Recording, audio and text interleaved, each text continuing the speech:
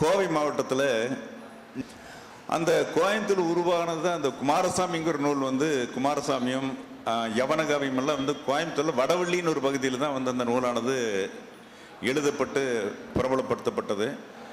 அந்த நூலில் இருக்கிற விஷயங்கள் வேறு எதுவுமே கிடையாது. போதிடமாகிய வேதியநாத புராதனமான அந்த இது மாதிரி ஒரு பாடல் உண்டு.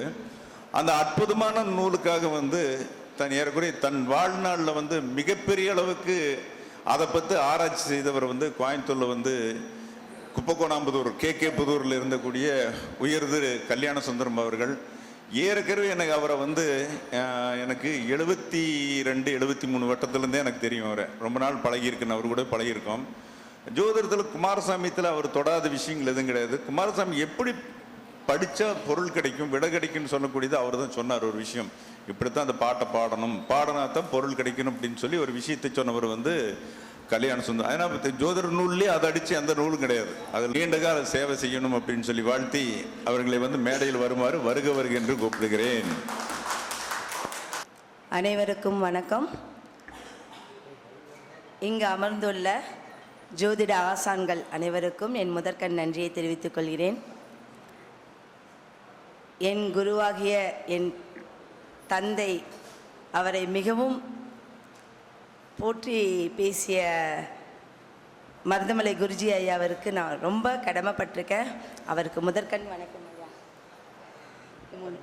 113வது கருத்தரங்கத்திற்கு என்னை வரவழைத்து இங்கு பேசுவதற்கு வாய்ப்பளித்த விஜய பூபதி ராஜா அவர்களுக்கு என் முதற்கண் வணக்கம். நான் இங்கே இருக்கிறவங்க எல்லாருமே ஜோதிடத்தை பற்றி நிறையா பேசிட்டாங்க. அஷ்டவர்க்கத்தில் இருந்து நிமித்தம், தசாபுத்தி, மருத்துவ ஜோதிடம் அனைத்தும் பேசிட்டாங்க. இப்போ எனக்கு பேசுகிறதுக்கு என்ன அப்படிங்கிறது பார்த்தா ஒரு சின்ன விஷயம். நம்ம ஜோதிடத்தில் நிறைய தோஷங்கள், அடுத்தது யாகங்கள் இதெல்லாம் சொல்கிறோம். அதுக்குண்டான கோயில்கள், இப்போ நம்மளுக்கு நிறைய கோயில்கள் தெரியும். ஆனால் அந்த கோயில்களில் இருக்கக்கூடிய விசேஷம் தெரிஞ்சு இன்றைக்கி நம்ம காது குத்துக்கு போகிறோமா இல்லை கல்யாணத்துக்கு போகிறோமான்னு தெரிஞ்சு போனால் அதுக்குடைய ஒரு நம்ம சடங்கு சம்பிரதாயம் செய்கிற மாதிரி கோயில்கள் எந்த கோயிலுக்கு போனால் எந்த மாதிரியான விசேஷம் இருக்கும் அப்படிங்கிறத ஒரு சில நிமிடங்கள் சொல்ல போகிறேன்.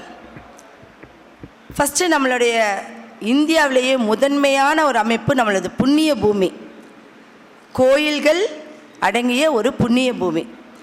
இந்த புண்ணிய பூமியில் உலகத்தில் அப்படின்னு சொல்லுவாங்க, எல்லாருமே சொல்லுவாங்களே உலகத்தில் ஃபஸ்ட்டு அப்படிங்கிற மாதிரி, உலகத்தில் முதலாக தோன்றிய சிவபெருமான் ஆலயம் அப்படிங்கிறது உத்தரகோஷ மங்கை. இந்த உத்தரகோஷ மங்கை அப்படிங்கக்கூடிய சிவபெருமானுடைய ஆலயத்தில் ஃபஸ்ட்டு நம்ம தெரிஞ்சுக்க வேண்டியது என்ன தெரியுங்களா? இப்போ நம்ம எல்லோரும் நவகிரகங்களை பற்றி பேசணும் இல்லையா? ஜோதிடர்கள் எல்லாருமே நவகிரகங்கள் அதை வச்சு தான் அடிப்படையில் தான் நம்ம எல்லா விஷயத்த கொண்டு வந்தோம். ஆனால் அந்த கோயிலில் நவநாயகர்கள் இருக்காங்களா? யாருக்காவது தெரியுமா? உண்மையாக தான் கேட்குறேன். நவநாயகர்கள் அந்த கோயிலில் இருக்காங்களா? இது யாருக்காவது தெரியுமா? இல்லை. உத்தரகோஷ மங்கை கோயிலில் நவநாயகர்கள் கிடையாது. சூரியன் என்பது வெளிச்சம், நிலவு என்பது சந்திரன், நிலக்காரகன், அங்காரகாரன், இவர்கள் மட்டும்தான் அங்கே நாயகர்கள். அப்போ மீதி இருக்கக்கூடிய குரு பகவான், சுக்கிரன் பகவான், சனி பகவான், ராகு, கேது இவங்கெல்லாம் எங்கே போனாங்க?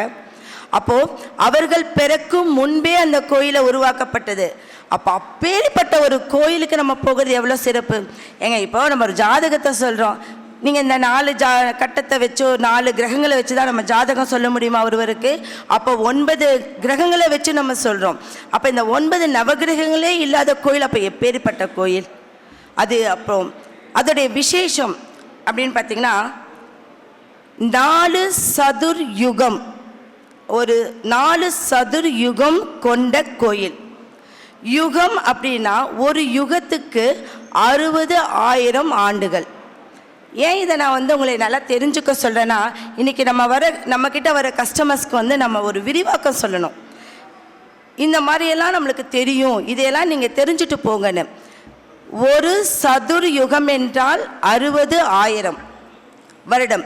அப்ப 4 சதுர யுகத்துக்கு முன்பு அப்படின்னு சொல்றாங்க அந்த கோயிலை. அப்ப எத்தனை ஆயிரங்களுக்கு முன்பு அந்த கோயிலை உருவாக்கப்பட்டது. இந்த கோயில் முதல்ல எப்படி உருவாக்கப்பட்டது அப்படின்னு பார்த்தீங்கன்னா, நம்ம ஃபஸ்ட்டு வந்து ஒரு விஷயத்தினால என்னை பொறுத்த வரைக்கும் ஒரு விஷயம் 2 விஷயம் தெரிஞ்சாலும் அது முழுமையாக தெரிஞ்சுக்கணும்னு நான் நினைப்பேன். அப்போ இந்த கோயிலை பற்றி நான் முழுமையாக தெரிஞ்சுக்கிட்டது என்னன்னா, பிரம்ம அப்படியே அவருடைய அன்ன வாகனத்தில் வராரு. அப்போ வரும்போது அவர் வந்து உத்தரகோஷையோடைய இடத்துல ஆவுடைய இல்லாத ஒரு சிவபெருமானை பார்க்குறாரு. அப்போ அவர் அங்கே இறங்கி சிவபெருமானுக்கு அவர் வந்து ஒரு கூரை அமைச்சு ஒரு கோயிலை உருவாக்குறாரு. அந்த இடத்துல ஒரு கோயிலை உருவாக்குறாரு. அப்போ கோயிலை உருவாக்கும் போது அவர் என்ன பண்ணுறாரு அப்படின்னு பார்த்தீங்கன்னா, முதல்ல முதல்ல என்ன பண்ண விநாயகர் முருகரை வந்து எப்போவுமே என்ட்ரன்ஸ் நம்ம சொல்லுவோம். விநாயகரையும் முருகரையும் என்ட்ரன்ஸில் நம்ம சொல்லக்கூடிய அமைப்பு இருக்குது. அப்போது இந்த வலப்புறம் இருக்கக்கூடிய விநாயகரை அவர் என்ன பண்ணிடுறாரா, இடம்புறமாக வச்சிடுறாரு. இடம்புறத்தில் இருக்கக்கூடிய முருகரை வந்து வலதுபுறமாக வச்சிடுறாரு, மாற்றி வச்சிடுறாரு. அப்போ தெய்வமே ஆனாலும் அது தப்பு தானே. அப்போ அவர் சொல்கிறாரு, ஈசனை வந்து அவர் வழிபட்டு நான் இதுக்கு என்ன செய்யணும்னு கேட்குறாரு. அப்போது ஈசன் அருட்பாலிச்சிட்டு என்ன சொல்கிறாரு, நீ வராகியை உருவாக்கி வராகி நீ வந்து அந்த இடத்துல நீ ஒரு யாகம் நடத்தினா வராகி அம்மன் தோன்றி அந்த வராகி அம்மன் மூலயமா உனக்கு ஒரு விமோசனம் கிடைக்குங்கும்போது சுயம்பு வடிவத்தில் ஒரு வராகி அம்மன் அடுத்த நாள் அவருடைய கண்ணுக்கு தோன்றாரு. அப்போ உத்தரகோஷம் மங்கையில் இருக்கக்கூடிய பின்புறம் பார்த்தீங்கன்னா மிகவும் பிரம்மாண்டமான ஒரு வராகி அம்மன் இருக்குது. பன்றி உருவத்துடன் இருக்கக்கூடிய முகம் சம்ஸ்கிருத மொழியில் வராகம் என்று பெயர். அதனால தான் நம்ம வராகமூர்த்தி வராகி தேவின்னு சொல்கிறோம். அப்போ இந்த வராகி அம்மனை வழிபட்டு வரும்போது என்னன்னா சகல விதமான தோஷங்கள் அங்கே நிவர்த்தி ஆகும். இந்த உத்தரகோஷமங்கை இருக்கக்கூடிய நடராஜர் பெருமாள் காலத்திற்கு மண் தோன்றும் நம்ம காலங்களே தோன்றதுக்கு முன்னாடி இருக்கக்கூடிய கோயிலாகையால் அங்கே எப்பேற்பட்ட தோஷங்களும் அங்கே போய் நீங்கள் குருவுக்கோ சுக்கரனுக்கோ சொல்லவே வேண்டாம். ஏன்னா அவங்க நவநாயகர்களே அங்கே இல்லை. அப்போ நம்ம நவகிரகங்களுடைய வழிபாட்டுக்கு தேவையே இல்லை. நம்ம மனிதர்கள் அங்கே எந்த காரியத்துக்காக போகிறோமோ அந்த காரியம் நம்மளுக்கு நிறைவேறிடும். அது அந்த கோயிலினுடைய சிறப்பு வாய்ந்த ஒரு அம்சம். அடுத்தபடியாக பார்த்தீங்கன்னா திருப்புலானின்னு சொல்லுவாங்க. இப்போ அதுக்கு பக்கத்திலே ஒரு 3 இது வந்து ராம்நாத் நகரில் இருக்கக்கூடிய இடத்துல இருக்குது. திருப்புலானி அங்கேருந்து 3 கிலோமீட்டரில். இந்த திருப்புலானி அப்படின்னு பார்த்தீங்கன்னா திரு என்றால் 3 லோகத்தையும் அடக்கி வைக்கும் இருக்கக்கூடிய கோயிலாகும். அதற்கு ஒரு விசேஷம், நம்மெல்லாம் வந்து ஒரு குழந்தை வர வேண்டி இந்த கோயிலுக்கு போயிட்டு வான்னு சொல்கிறோம். அப்போது ராமாயணத்துக்கும் அந்த கோயிலுக்கும் ஒரு சிறப்பு இருக்குது.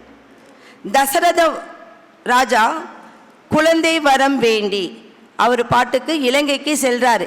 அப்படியே என்ன கிடைக்கும், எங்கே நம்மளுக்கு ஒரு மோட்சம் கிடைக்கும்னு போகும்போது அங்கே இந்த திருப்புலானி பெருமாள் கோயிலை பார்க்குறாரு. அங்கே அவர் என்ன பண்ணுறாரு, நைட்டு வந்து அதெல்லாம் சுத்தப்படுத்தி தர்பப்புல் பக்கத்தில் தர்பப்புல் தான் இருக்குது, அதைய தலைக்கு தலகணையாக ஆக்கி அவர் படுத்துறார். பெட்டாக்கியும் அந்த தர்பப்புலையே படுத்துக்கிறாரு. அப்போ அவர் கனவுல அவர் சொல்கிறாரு, நீ எந்திரிச்சு அந்த பெருமாள் கிட்ட முள்ள நிற்கும் போது ஒரு தேவ புருஷன் முன்னாடி தோன்றி உனக்கு ஒரு வரமளிப்பார், அதை பயன்படுத்திக்கோங்கிறாரு. அப்போ அங்கே வந்து அதே மாதிரி அவர் எந்திரிக்கிறாரு, ஒரு தேவ புருஷர் தோன்றாரு. அவர் வந்து ஒரு பாயாசத்தை கொடுக்குறாரு அந்த தசரத மகாராஜாவுக்கு பாயாசம். அவர் தன்னுடைய 3 மனைவிகளுக்கும் கொடுத்து 3 மனைவிகளும் கர்ப்பமாய் குழந்தை பெறுகிறார்கள்.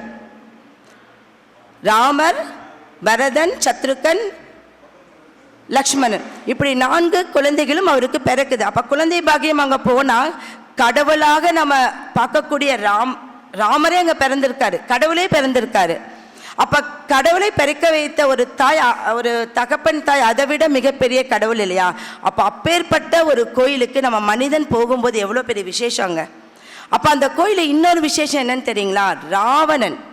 ராவணன் மண்டோதரி, ராவணனுக்கு அதிக நாள் கல்யாணம் ஆகலை. அப்போ அவர் வந்து கல்யாணம் ஆகலை அப்படிங்கிறது வேண்டி அந்த கோயிலுக்கு போய் அவர் தன்னால் முடிஞ்ச சில யாகங்களை செய்யும்போது மண்டோதரி அவருக்கு கிடைக்கிறாங்க. அப்போ மண்டோதரிக்கு அவர் வழி நடத்தி இந்த யாகங்களை செஞ்சுட்டு வா, இந்த கோயிலுக்கு போயிட்டு வா, நம்மளுக்கு குழந்தை பாக்கியம் கிடைக்குன்னு சொல்லி அவர் அவருக்கு வழி நடத்தி அந்த யாகத்தை நடத்தி கொடுத்து சில வழிமுறைகளை செஞ்சு கொடுத்து அவங்களுக்கும் குழந்தை பாக்கியம். அப்போ என்ன அர்த்தம் இங்கே? ஃபஸ்ட்டு திருமண தோஷம் நிவர்த்தி ஆகுது, ரெண்டாவது குழந்தை பாக்கியம் கிடைக்குது, மூணாவது அவர்கள் செய்த பாவங்கள் நிவர்த்தி ஆகுது இல்லைங்களா? அப்போ இந்த விஷயத்துக்கெல்லாம் அதிபதியாக உத்தரகோஷம் அங்கே இருக்கக்கூடிய கோயிலையும் திருப்புலானையும் நீங்கள் வாழ்க்கையில் ஒரு முறைன்னு சொல்லலை, வருஷத்துக்கு ஒரு முறை போயிட்டு வாங்க, உங்களுடைய பாபங்கள் அனைத்தும் தீந்துடும். ஏன்னா இதில் ஒரு முக்கியமான விஷயம், நாயகர்கள் குரு சுக்கிர இவர்களாக இல்லை.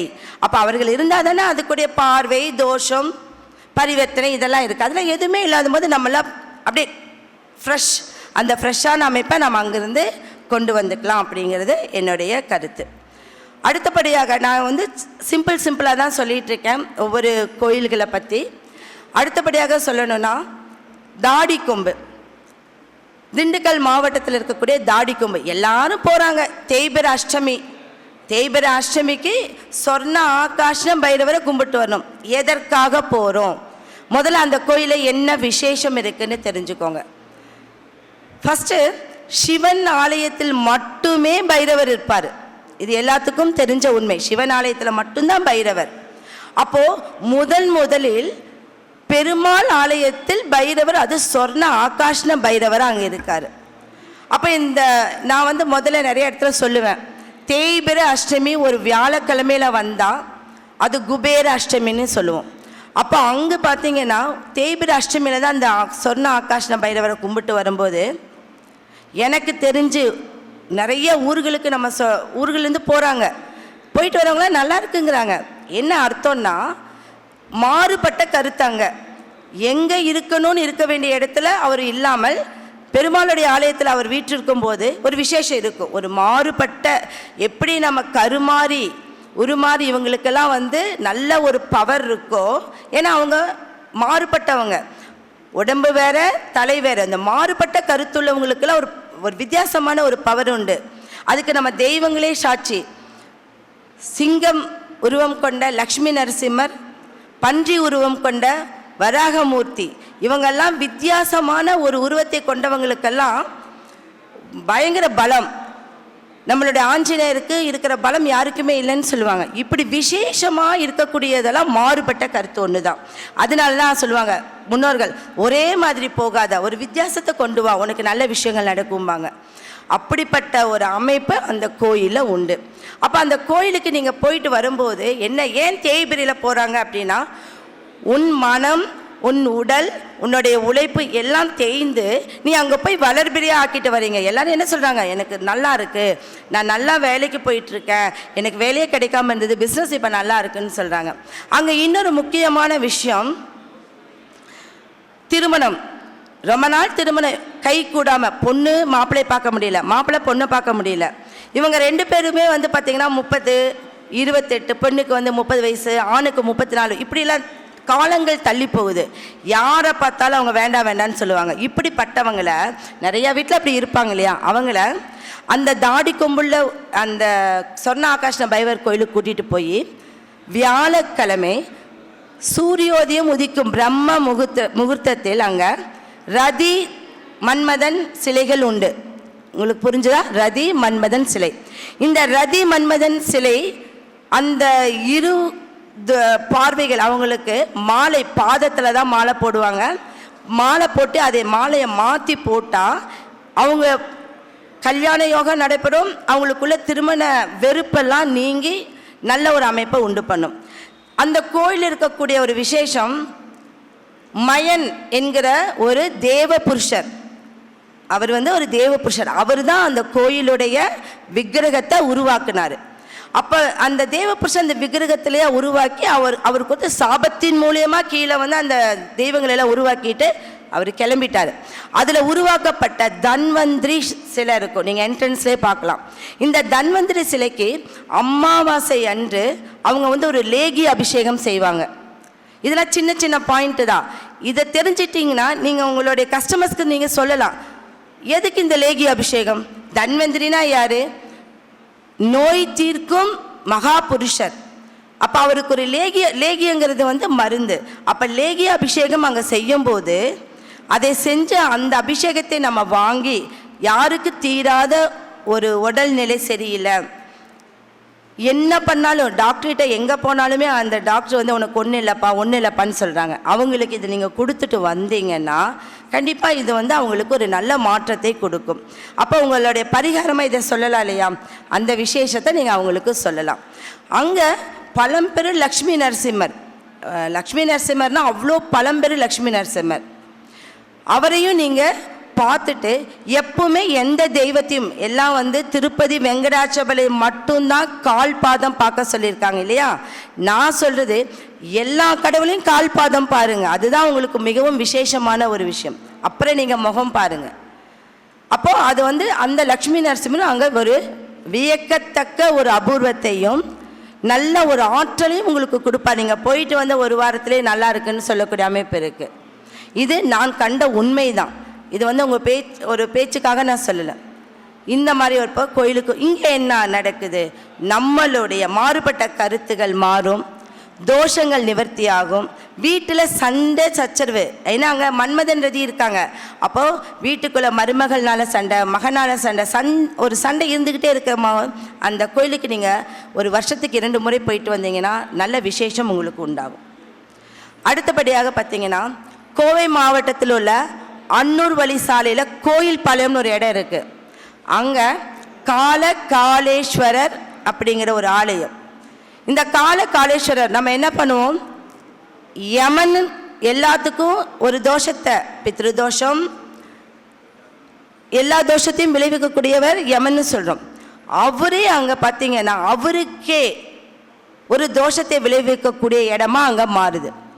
அப்போது இந்த காலத்தை வென்றவருக்கு அர்த்தம் என்னன்னு கேட்டிங்கன்னா, யமன் என்ன பண்ணுறாருன்னா, இதுக்கு ஒரு கதையை, மார்க்கண்டேயன் கதை எல்லாத்துக்கும் தெரியும். மார்க்கண்டேயன் 16 வயதில் இறந்து விடுவார் என்று சாபம். அவருடைய தாய் சொல்கிறாரு, நீ 9 வயசு ஆனோன்னே சொல்கிறாரு, நீ 16 வயசு வரைக்கும் நீ என்ன பண்ணுற, சிவனை தான் உனக்கு கதி, நீ எங்கேயும் போகக்கூடாது, இவரை தான் நீ வழிபட்டு வரணும்னு வேத வாக்காக சொல்லிக்கிட்டே வராங்க. அப்போ அந்த பையன் என்ன பண்ணுறான், அம்மா சொல்லிட்டாங்கன்னு சொல்லிட்டு அவருடைய யார் எங்கே வந்தாலும் உன்னை எங்கே கூப்பிட்டாலும் போகாத, என்ன பேசினாலும் நீ செய்யாதன்னு சொல்கிறாரு. அப்போ அவர் அதைவே வந்து வழி நடத்தி வரும்போது அவருக்கு 16 வயதுங்கும் போது அவர் சிவபெருமானை வந்து அங்கே தான் இருக்கார். அப்போ அந்த ஆலயத்துக்குள்ளே இருந்து எத்தனை நாள் ஆக வெளியில் வருவாருன்னு காத்துக்கிட்டே இருந்த யம தர்மராஜா அந்த காலத்தை மீறதுக்கு முன்னாடி என்ன பண்ணாரு, பாசக்கயிறை தூக்கி போட்டுடுறாரு. அது வந்து சிவனுடைய பாதத்தில் பற்றுது. அவருக்கு உடனே கோவம், ஏன்னா அவர் பரம்பொருள், பந்த பாசம் அற்றவர், பரம்பொருளானவர். அவர் மேலே வீசும்போது கோவப்பட்டு அவருக்கு என்ன வந்து சாபத்தை கொடுக்குறாருன்னா, உன்னுடைய அழிக்கும் சக்தியை நீ இழந்துருன்னு சொல்லிடுறாரு. அப்போது அழிக்கும் சக்தி இழந்தோன்னா மக்கள் எல்லாம் யாரும் சாக மாட்டாங்க, இவர் மார்க்கண்டேயன் ஆயிடுறாரு. புரியுதுங்களா? அப்போது இந்த சக்தியை இழக்கும் போது பூமி தேவி மாதா பூமாதேவி வந்து முறையிடுறாங்க, ஈசனே மக்கள் எல்லாம் பெருகிட்டு வராங்க, அழிக்கிறதுக்கு யாரும் இல்லை, என்னால் இங்கே தாங்க முடியல அப்படின்னு அழுகிறாங்க. அப்போ அவர் வந்து சொல்கிறாரு, சரி அவருக்கு வந்து சாப விமோச்சனம் நான் ஒன்று கொடுக்குறேன், அந்த முறையில் அவர் சாப விமோச்சத்தை பெறலாம் அப்படின்னு சொல்கிறாரு. அப்போ அது ரகசியமாக பூமாதேவிக்கு சொல்கிறாரு எந்த மாதிரி வழிமுறைன்னு.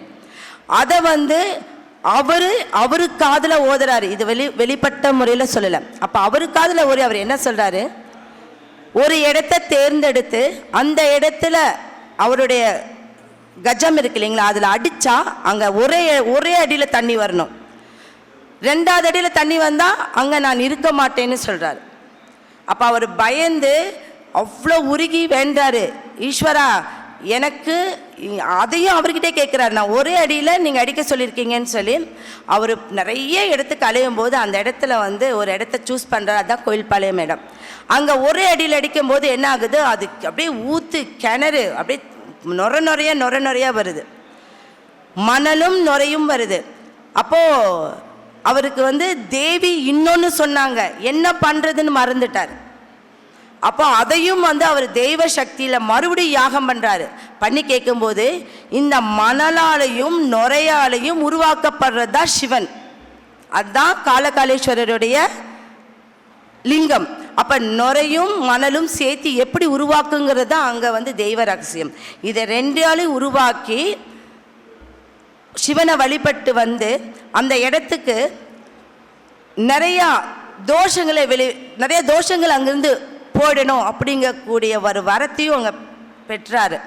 அப்போ அங்கே யம தர்மராஜனுக்கு இவர் வரமளித்த காரணத்தினால் நம்ம காளகஸ்தி போகிறோம் இல்லைங்களா, அந்த புண்ணியத்தை இங்கேயே நம்ம பண்ணிக்கலாம். கோயம்புத்தூர் இருக்கிறவங்களாம் அந்த புண்ணியத்தை இங்கேயே பண்ணிக்கலாம். அப்போ அந்த புண்ணியத்தில் இங்கே என்னெல்லாம் ஒரு விசேஷம் நடக்கும் அப்படின்னா, உக்கிரக சாந்திங்கிற ஒரு யோகம் அங்கே ஒன்று இருக்குது. அதுக்கு உண்டான யாகத்தை பண்ணால் வீட்டில் இருக்கக்கூடிய உக்கிரகமான ஒரு செயலெல்லாம் அங்கே நிவர்த்தி ஆகிடும். ஆயுள் ஹோமம் அங்கே பண்ணுவாங்க. ஆயுஷ் ஹோமம் ஆயுள் ஹோமெல்லாம் அங்கே பண்ணுவாங்க. தீராத நோயுடையவங்க, வாழ்நாள் அதிகமாக இருக்குது, யாருக்கு எதுவும் ஆயிடக்கூடாதுன்னு அவங்க நட்சத்திரத்திற்கும் அவங்க பிறந்த சார் சொன்னார், எந்த பிறந்த லக்னம் நட்சத்திரம் ராசி இதெல்லாம் வரும்போது நாள்லாம் வரும்போது திருமணம் நடக்கக்கூடாதுன்னு.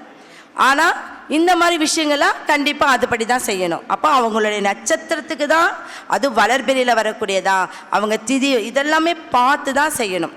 அப்போ அந்த ஆயுஷ் ஹோமம் அந்த இடத்துல மிகவும் விசேஷமானது.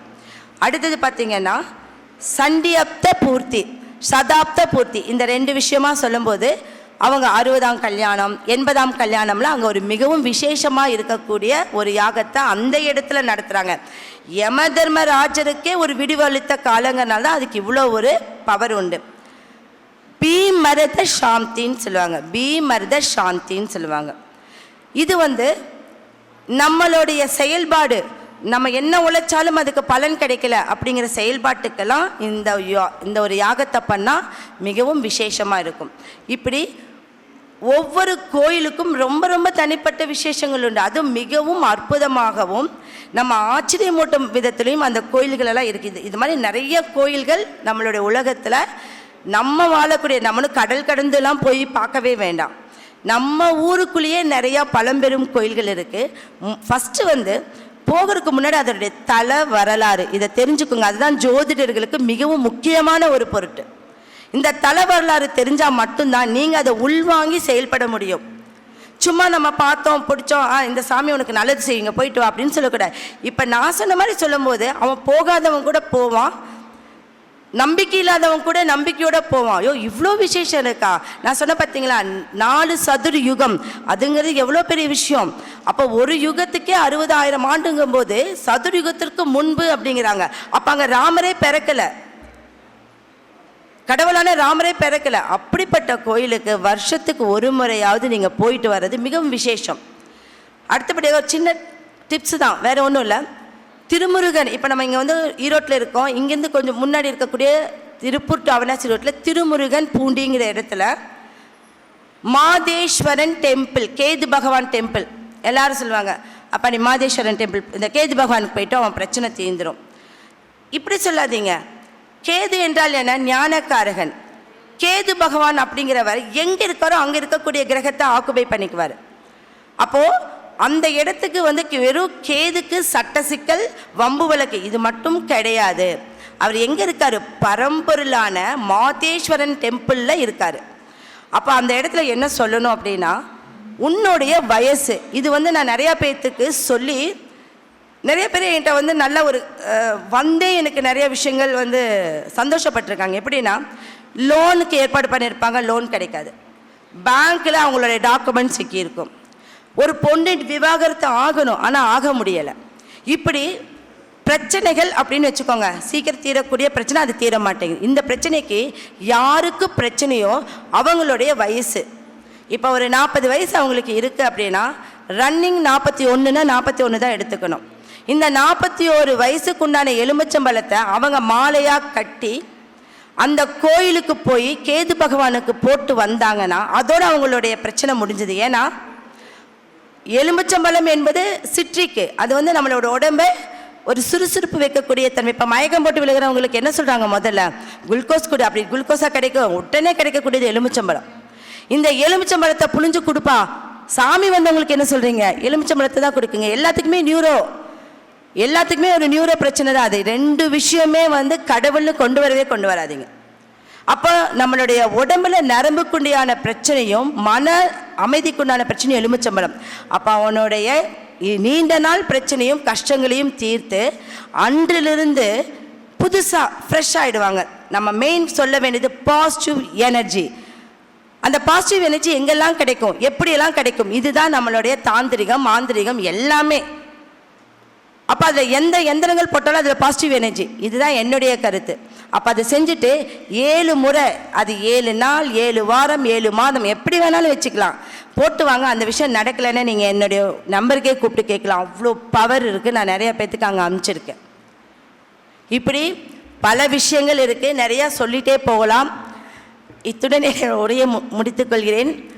எனக்கு இதற்கு வாய்ப்பளித்த ஐயா விஜயபூபதி சார் அவர்களுக்கும், என்னுடைய தந்தையாரின் பால்ய நண்பராகிய மருதமல குருஜி ஐயாவிற்கும் உண்மையாகவே அவர்களுக்கு பாதம் தொட்டு வணங்குகிறேன். என் பெயர் ஜெயம் ஜெய்ஸ்ரீ. நன்றி, வணக்கம்.